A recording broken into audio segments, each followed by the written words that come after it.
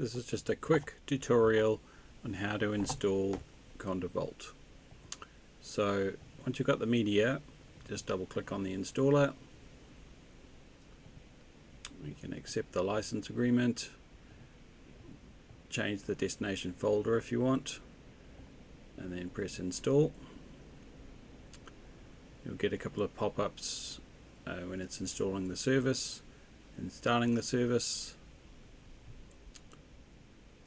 And then once it's done, just press OK.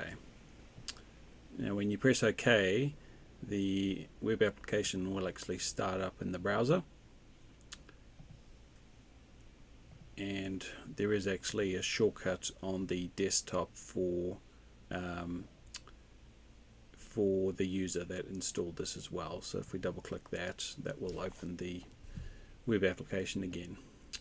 So once we've done the initial install, the security is not enabled. So you'll notice we didn't have to sign in, and if we click admin access, we didn't have to sign in.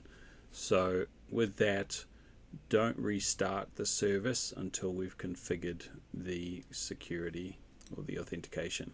So we'll do that in the next video, but important note, until we've set up the security, don't restart the service, because once we restart the service, that will start prompting for a login. If we accidentally do that, then we can just go to the install directory, and we just need to delete this config.json file, and if we delete that, then it will disable the security for the first time until it's restarted. But for now, this is the installed application running on port 443. Inside that configuration file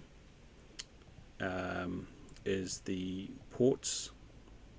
So if we need to change those, we can change those in here. By default, it will try to run on port 443.